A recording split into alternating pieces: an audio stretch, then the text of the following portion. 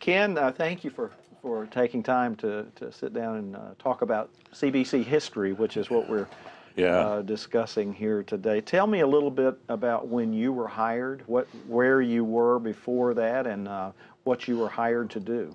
Well, I was working at WNCT in Greenville, but not WNCT TV, but WNCT Radio, which had a huge farm audience in Greenville, North Carolina. I had come from the sports side, and our farm director was Billy Yergin at the time, and he quit and came up here to Raleigh to be the director of the Tobacco Information Committee, or Tobacco Growers Information, I think it was. But anyway, he left, and it leaves the farm wide open. Well, we had 2 hours in the morning of farm news and 1 hour at noon, all sold solidly. So they were not going to have somebody that they could just get off the street to do the farm news. And I said, well, one thing is wrong. I don't know anything about farming. And they said, well, you better learn, because Monday morning you're on with the farm news. So I did the farm show, and I went down to the extension service, and I said, tell me everything you know. They put me on a tobacco farm in 20 minutes after that.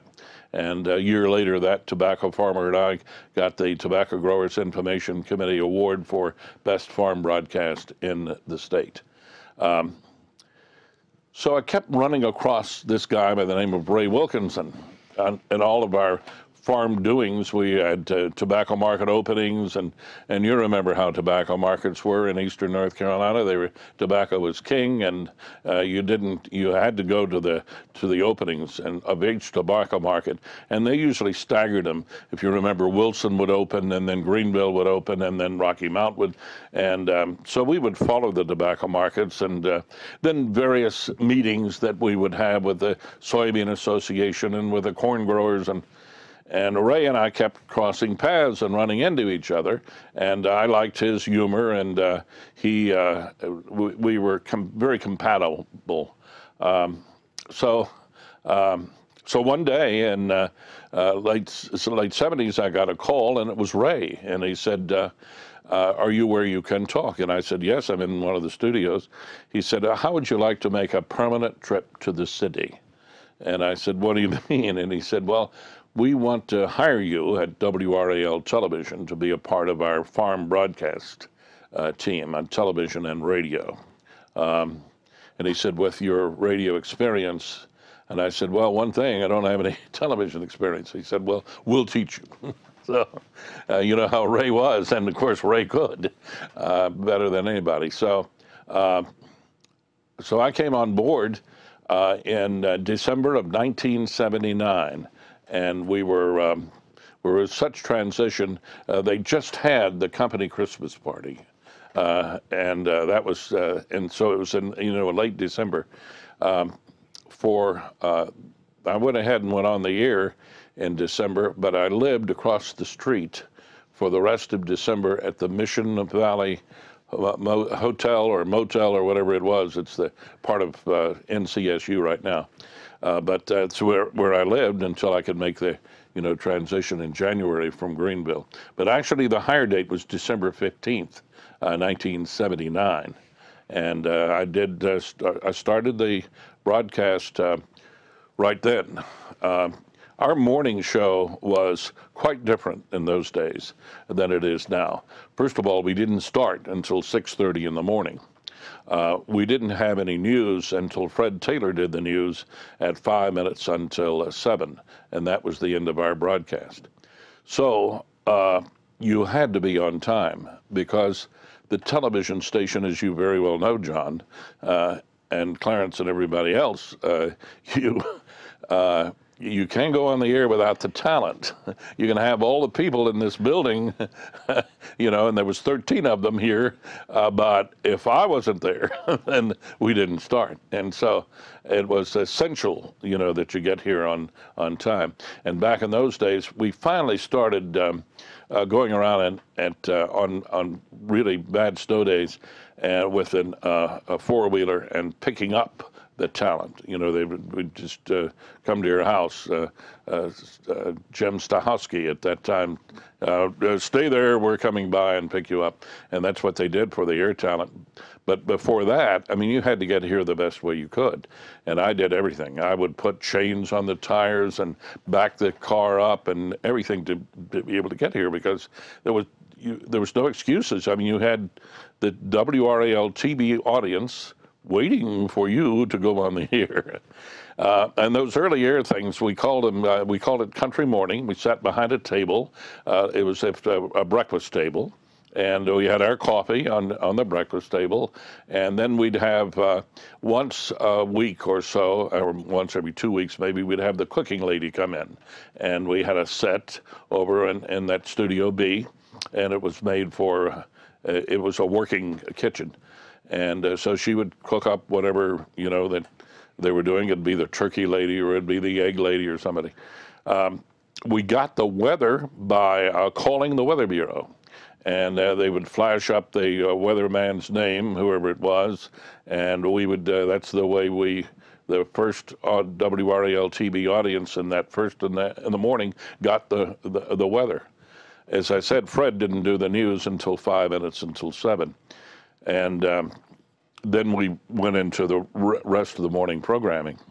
Sometimes we would have an editorial at about 2 minutes before 7, and they, you know, begin to add those things in later years.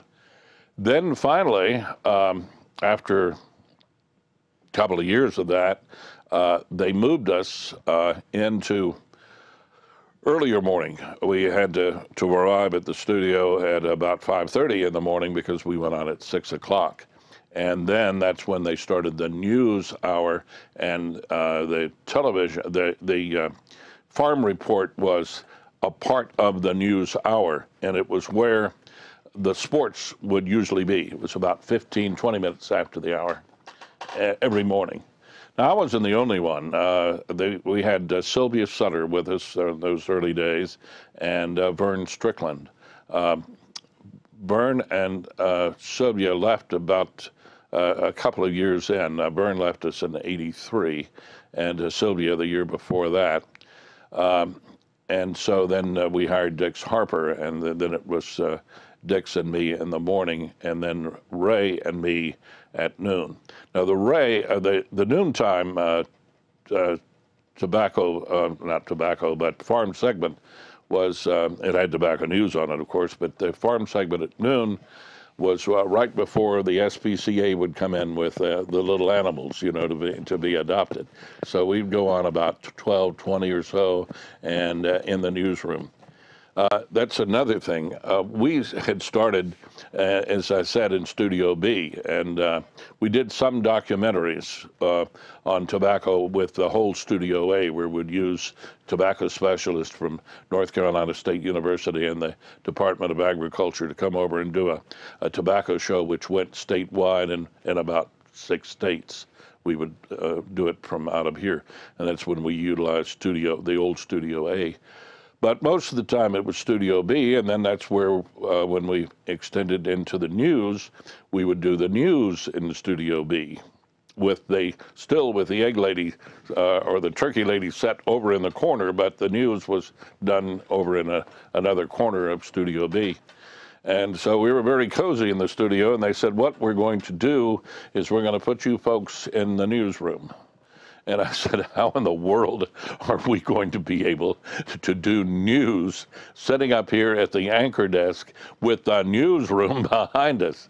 But they did, and it was much easier than I thought it would ever be, because you were just oblivious to what went on behind you.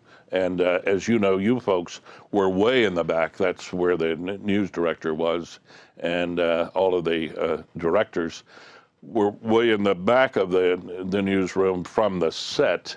And you may hear an occasional phone ring or something, and people walk by, but You didn't. It just it just became routine.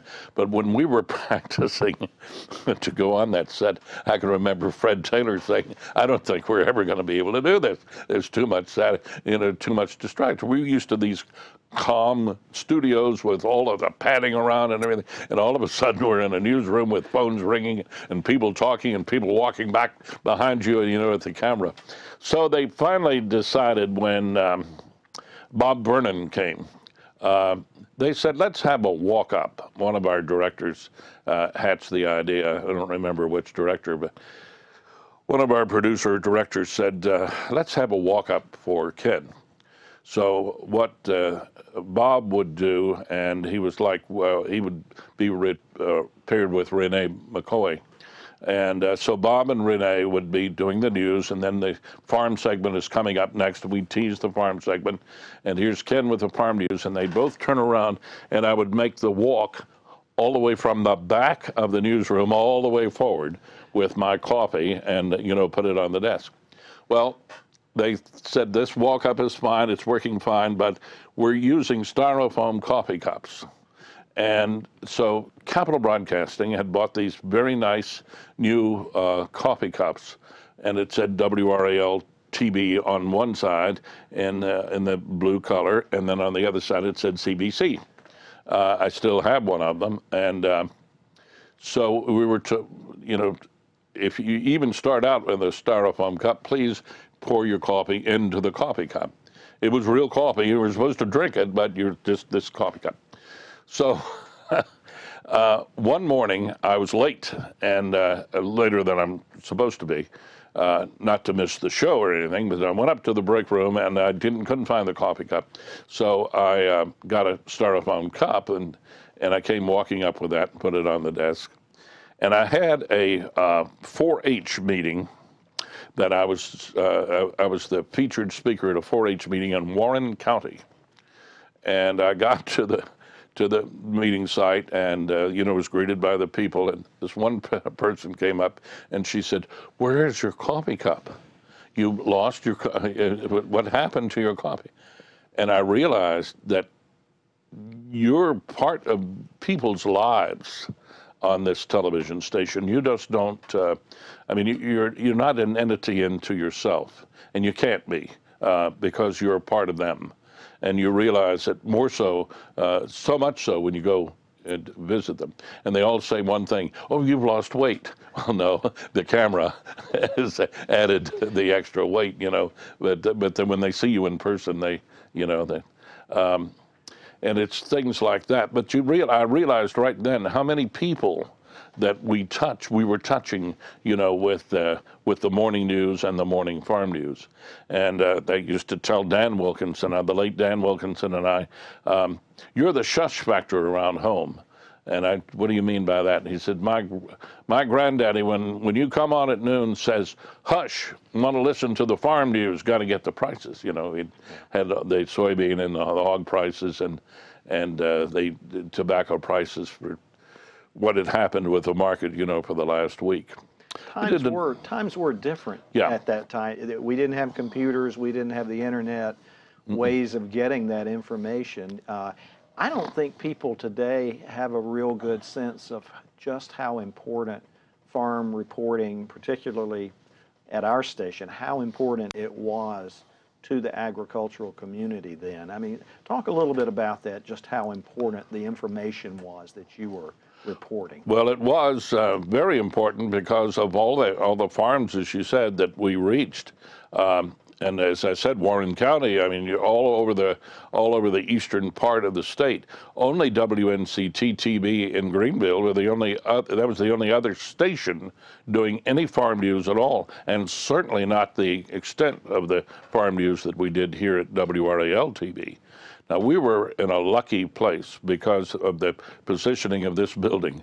We were right across the street from the campus of North Carolina State University, one of the finest agricultural universities in the country, and one of the finest extension services.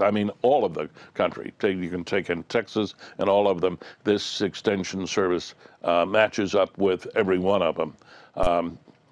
And so they're in all the counties. Extension agents are in all the counties. And what we used to do is we'd go across the street and get specialists with the, the different varieties of corn or soybeans or peanuts or tobacco, and we'd have the experts on. And we would have them on live in the morning. We're talking about the lack of, if you can remember down in the basement here, we used to have these huge recording devices, and for television, it was about that thick. It wasn't just this little tape. The tape was about that thick because you had to have your pictures and everything, your audio all on the same thing. So to record stuff, it was difficult. When I first started, we had film. We were using film. You'd go by a little guy in the box and leave your film, and he would develop it, and it would come out in time for the noon news. So we saw all of that development go on, and then the cameras got newer and newer and better and better. But it was more convenient to have the guy just come over, or the cooking lady to be here live. So we did those days. We did an awful lot of live stuff. And I can remember the late Fred Bond, who was the mayor of Cary, but it was also the head of the one of the large tobacco groups. Fred come in, coat and tie and everything, all at 6 o'clock in the morning or 5:45 or whatever time he had to be here. When we went away from country morning and got to the news at noon. On the set, we still incorporated live guests, particularly in the morning. We had them set at a little table right next to the set. It was also one time during the set, you'll like this, we decided that we would do the television from the couch in Studio B. So here's Denise Boyer and the anchors, plus us sitting around on the couch, and then we'd have the guests come in. So one morning, Commissioner Graham he knew his subject one side up and down the other. Tobacco and particularly hogs and livestock, because that was what was on his farm when he was raised. But he knew all the aspects of agriculture. And he would come in and his publicity guy would write these facts, a little speech, and he would start referring to the cards and then referring to himself and then get mixed up between the two of them, what was written was it. And one morning, Vern Strickland, when we were on those couches, reached over and took the commissioner's notes and put them under the couch seat, so he couldn't have them. And, then Jim went on, went on fine. But again, that was live. And the reasons are what I just said, that technology was catching up with us really fast, but to record a lot of stuff, it was just easier for those morning shows than to have the people, right there with you. So that's the way we did it for all those years. Most all of the years. But I can remember when we first came with, which was film, we'd shoot everything on film, and then of course it had to be developed. And you'd stop by in the hallway out there outside of the old studio, the old set, which was, as I said, in Studio B. Between that and the newsroom, there was the little development for the film guy, and that's all he did, was develop the film. And we used to leave that, and then they would run it back. Also, when we are talking about technology, we used to make 5 copies of the soybean prices and the corn prices, and then we'd bring them over and distribute them upstairs in the control room before we went on. From that to bringing our copies so they could put it on the Chiron, to being able to electronically send it over. I'd sit down at my computer at the 7-Eleven building where the headquarters were at that time, and the farm department, and I would sit down there and just type them in, and of course they'd come right here, and they would be on by the time I made the trip from with the 2 miles from 711 Hillsborough to Western Boulevard to beyond. That's how fast the technology went. Let's talk about Ray Wilkinson for just a bit. I think most people familiar with him and farm broadcasting would consider him a legend. Oh, no doubt in the about it. business. Why did he achieve that status? Because he was such an innovator. He was an idea man. He didn't. Ray didn't want things to set quietly. I mean, it was that way last year, and we can do it that way again this year. There's some continuity about it, of course, but he innovated things like, for instance, those huge tobacco shows where you would have an hour-long tobacco show, which was taped and sent all over the Southeast to different stations. And then one time he did a show from Russia, on satellite. When we first started with our satellite coverage, he was really into the satellites and did many programs. One time, Mr. A.J. Fletcher called him in and said, "Ray, I was noticing this morning we had one of our people reporting from Germany. Is that true, Ray?" And Ray said, "Oh yes, Mr. Fletcher. That was Vern Strickland, and he was reporting on the agriculture in Germany. And don't worry, that whole thing was sold." And we had a sponsor for the whole 2 hours. And Mr. Fletcher said, "I knew I could count on you, Ray." Ray didn't do anything that he didn't feel that was a help to the agriculture community, but also he realized that was working for a commercial television station and Capital Broadcasting, and they had to be sold.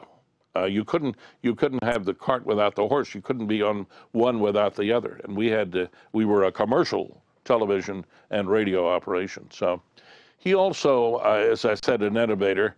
He started out from Rocky Mountain. He came up and joined Capital Broadcasting in WRAL in 1963.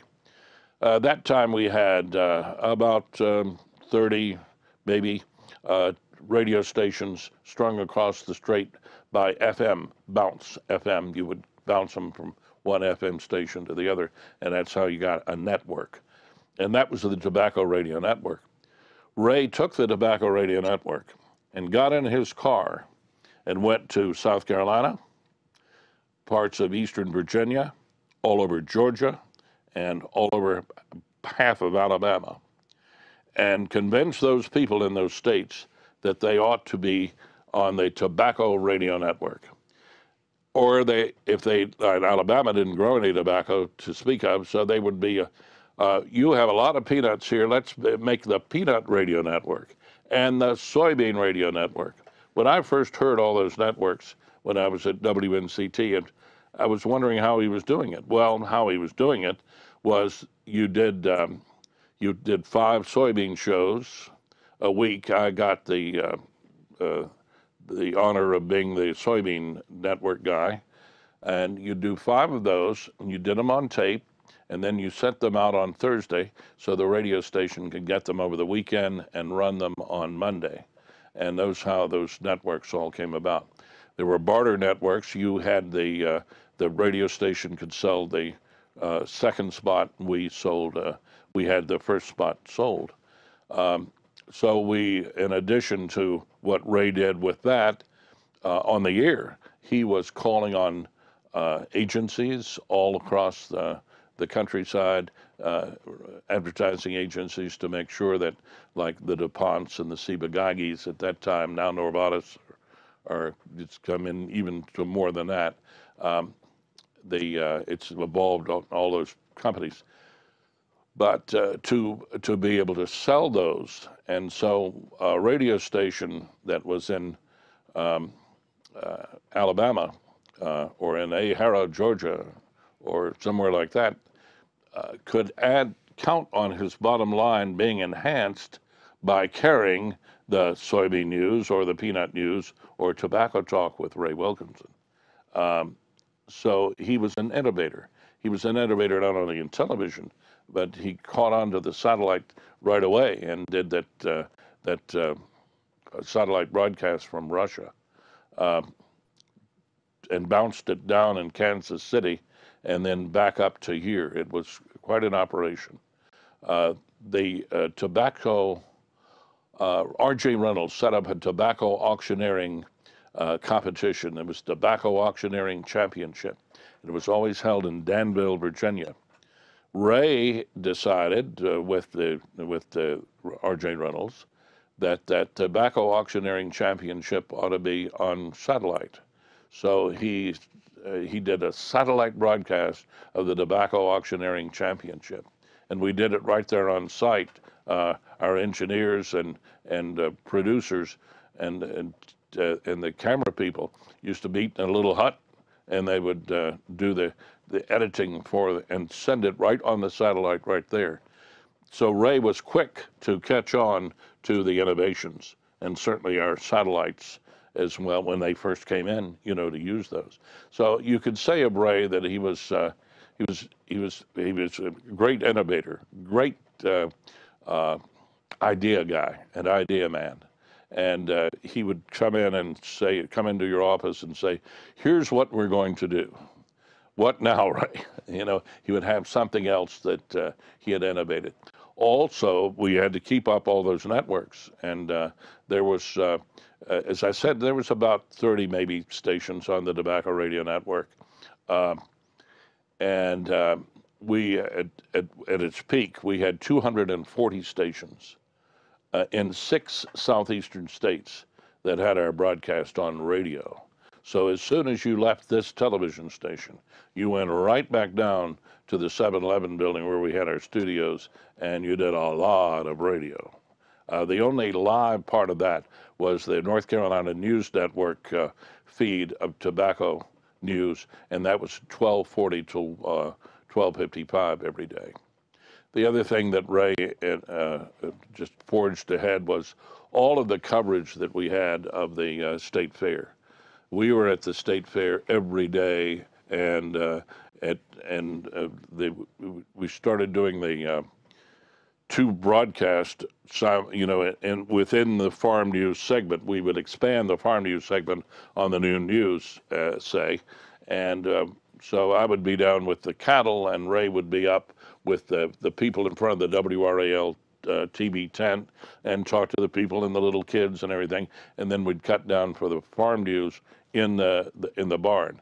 So drive our television crew crazy, but we did it out of our truck at the state fair. It became so big that nobody stopped by the WRAL without they wanted to see Ray Wilkinson.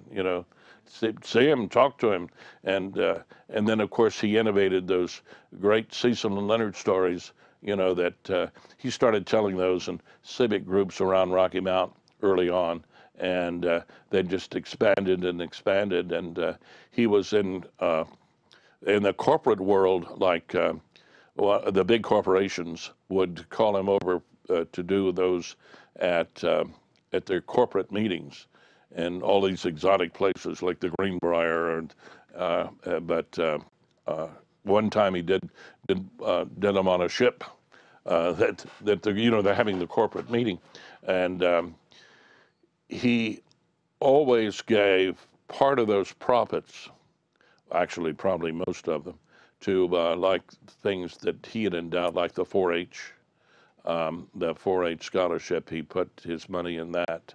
He didn't keep very much. He could have been. Jerry Clower met with Ray.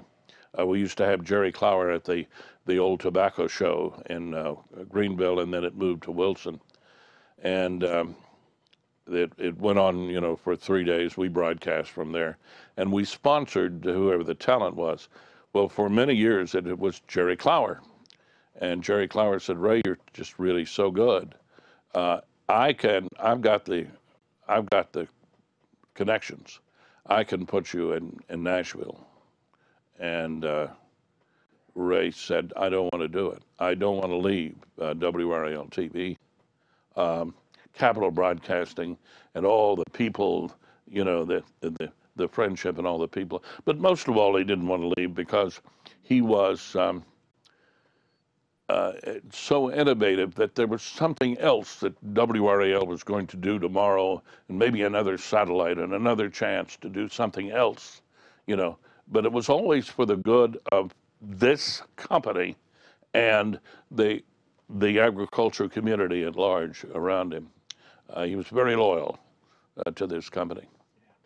Ray had a beautiful way to break tension. Um, he was also a vice president of Capital Broadcasting, of course, the whole time that I worked for him, and so some engineer would come in or some producer or something. I don't know what we're going to do with him. I just can't stand him. This situation has just gotten to be too much. We're not going to. And he said, I'll tell you what we'll do. We'll bring him in here and shoot him. That will take care of the problem right there and then. Teach him a lesson he'll not soon forget because he'll be dead. And it would just alleviate all that tension. You could see how ridiculous whatever you thought that was insurmountable would be insurmountable. And then Ray would then go ahead and say, we've decided that we can't do that. Then we can do something else, to make it a good broadcast. He also never came on this television station without his coat and tie. And so if you were even going on television, or if you were about to go on television, if he was going to be called out of town, we worked radio in coats and ties because of the television station. We always wanted to be dressed. So when we would go on airplanes all over the country, with Ray, you always had to have your coat and tie. And I was leaving Kansas City one day after a national convention, and it was Ray had gone ahead or another assignment and I had to leave early. And so I'm putting my coat and tie on. They said, "What are you wearing a coat and tie? It's Sunday afternoon, And they were all dressed like slobs. And I said, because Ray wants his broadcasters to travel in coat and tie. And they said, well, Ray isn't here. And I said, yes, but he really is, because he would know about it. And, you always had the proper respect is the word for not only Capital Broadcasting, but as I said, for the community in large.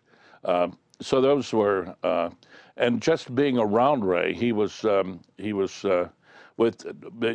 the Cecil and Leonard jokes, he had such a great, sense of humor. And so he could diffuse and make you laugh, in a heartbeat with, different things that would happen.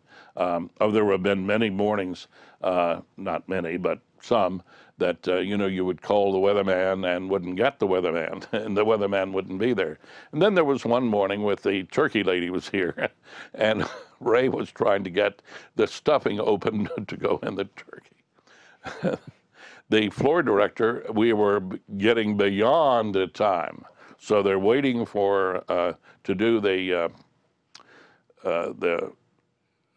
editorial right after us. It was 2 minutes, and then the news. So Fred is waiting for the news, and the editorial was recorded. And so here's those things pushing us, and the floor director's saying, wrap it up. And Ray said, just a second, I've got to, and so we went off the air with Ray biting in to the package, holding all of the ingredients to go in the tray, the little pieces of croutons. He's biting the croutons, and we're going off the air. And so Ray is like, bye. And that's the way the farm segment went off the air, and goes off the air and right into a very serious editorial with Joel Law. And that's, those things, were funny and happening. And most of it was centered around, because you had to do the live show. And then one day they decided we didn't have any place to put them. So we had a bunch of Hollywood people in promoting pictures, motion pictures. And as I said, we didn't have any place to put them. So they put them in the farm segment. And here this lady is going on and on and on. And didn't know anything about this or that, and I'm trying to go in, and she was going on to the next subject. And we finally went off with her saying, but, and you know, it's, and also what you were looking at in the front of you, because we could see the, you know, the floor director and the cameraman and things like that. They didn't make faces often, but if they decided to, they could. You could hardly keep from breaking up. Remember, the late John Hudson was one of our anchors at in the morning and at noon. John, and then sometimes at 6. John had a great amount of talent, and every once in a while he would set in with the band, and he played drums, and actually we played them on the air sometimes. John was an awful lot of fun to be around. And then our late president of Capital Broadcasting, Fred Fletcher, one time we did the noon, we would do the noon segment from the every year he did a thing for the Golden Agers, the Golden Agers luncheon. And we did that farm segment out. We did the news, part of the news, and then we did the farm segment live, because Ray had just come off of telling the Cecil and Leonard stories for the Golden Agers, for the whole audience. It was downtown in the then Civic Center, and Fred had been the innovator. He was the guy that first formed it and made it to go all those years. And so Ray said, "I'm still tied up doing the Cecil and Leonard. You need to do the farm segment on WRAL and interview Fred." Of course, naturally, you would interview Fred. He was the one that put it together. And so Fred comes on with a bunny rabbit hat and the bow tied right here. And I said, "Fred, you look rather strange today." He said, "What's strange? I wear this hat all the time." And you know, just played right into and everybody was on the floor by the time we got through that segment. It was, you know, those things that were just a lot of fun. Yeah. Well, Ken, I really appreciate your time.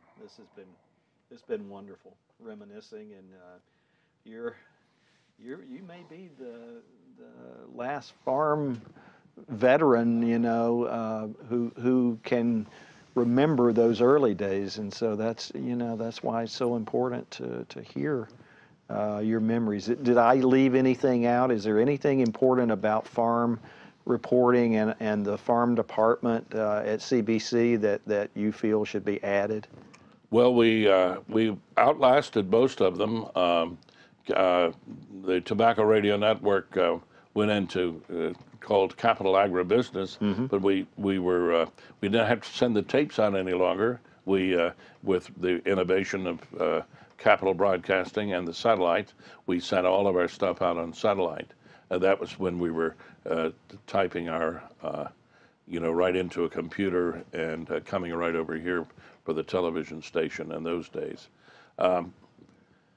And then Vern Strickland was out of Rocky Mount, and he had come at the same time. Ray had bought him from Rocky Mount as a young man, and Vern was quite an innovator with farm news, and was.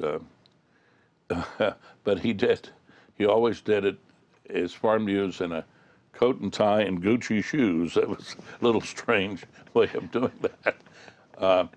And then Sylvia Sutter, Bob Sutter is still the North Carolina peanut growers president. But Sylvia and Bob were, you know, a delight to be around, and Sylvia worked with us for a number of years. And of course, we lost Dan Wilkinson and Ray Wilkinson, both. Dan in 2003 and Ray in 2004. Actually, he outlived his son, which is what you're never supposed to do. But the innovation, and it all came from the idea of people with Ray and Capital Broadcasting working in tandem with Ray, because you have more than one idea man around here. One of them is the president and CEO of the company, and that's Jim Goodman.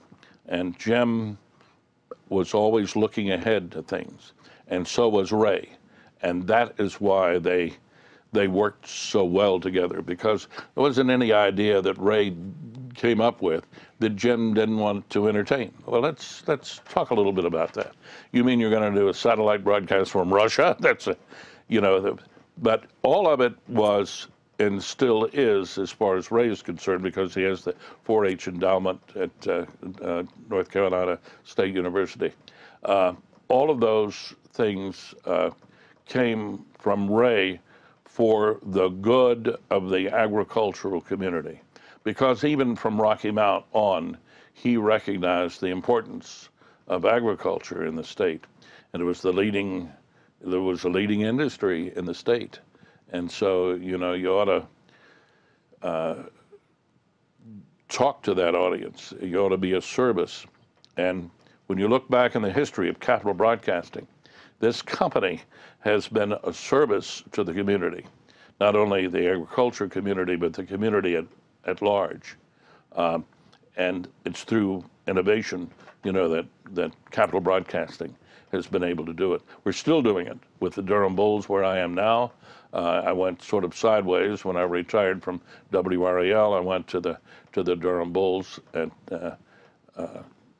so there we're doing millions of dollars in renovations to that ballpark right now, and that's through innovations, just to make it better. I never hear from people that around the church and around everywhere that don't have such a great time, family time at the Durham Bulls. Well, that's the way we want it. It's the way Capital Broadcasting wants it, who owns it. One time, Jim was in his booth at the ballpark, and he was looking over next door, and Jim asks you questions, as you know, waiting for some sort of innovative, you know, answer for you, the idea. He's looking for your ideas as well as his. And he was standing there in the booth his at the ballpark, and he's looking next door at the dead tobacco complex that had been abandoned by American Tobacco for a number of years. And they'd moved the operation to Reidsville, and there it was. It was just barbed wire and rusty railroad tracks and loading docks. And he said, you know, there's got to be something we can do with that. And look what it is today. And Ray was right in with him on those kind of things. Ray with agriculture and Jim with the larger program. But Ray never came up with an idea that Jim thought was completely off the wall. But let's talk about that. And that's how we got things done. That's wonderful. Thank you so much. Thank you. That's very John. good.